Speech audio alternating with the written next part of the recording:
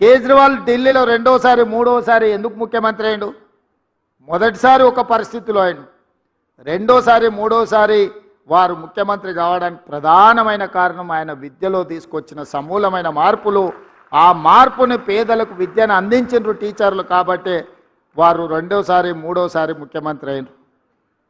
నాకు కూడా కొంచెం స్వార్థం ఉంది, మీరు మంచిగా పనిచేస్తే రెండోసారో మూడోసారో కావడానికి ఉంటుంది. నేనేం దాచిపెట్టదలుచుకోలే, నేను కష్టపడతా, నేను కూడా మీతో పాటు పనిచేస్తా. నేనేం పని చేయను, నేను ఫామ్ హౌస్లో వండుకుంటా, మిమ్మల్ని కష్టం చేయమని నేను చెప్తలేను. నేను కూడా వస్తా, మీరు ఏడికి రమ్మంటే ఆడికి వస్తా, తండాలకు రమ్మంటే తండాలకు వస్తా, గూడాలకు వస్తా, ఎక్కడికి రమ్మంటే అక్కడికి వస్తా. నేను కూడా ఎక్కడి నుంచి వచ్చినా నల్లమల్ల అడవుల నుంచే వచ్చిన, గ్రామీణ ప్రాంతం నుంచి వచ్చిన. 6 నెలలకు ఒకసారైనా మా ఊరికి పోయి ఓ రోజు ఉండి వస్తాయి, ఎందుకంటే జూబ్లీహిల్స్ వచ్చిన కాబట్టి అది మర్చిపోద్దు. అక్కడికి పోతే మనం ఎక్కడొచ్చినామో మన మూలాలు మనకు గుర్తుంటాయి.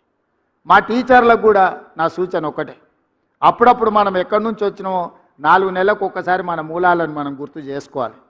వెనక్కి ఊరికి పోయి మన దాయాదులను, మన పక్కింటోళ్ళను, మన ఊర్లో మన చిన్ననాటి మిత్రులను కలిసి ఒకరు వ్యవసాయం చేస్తుంటారు, ఒకరు బర్రెల కాడికి పోతుంటారు, ఒకరు తినడానికి ఇబ్బంది పడుతుంటారు.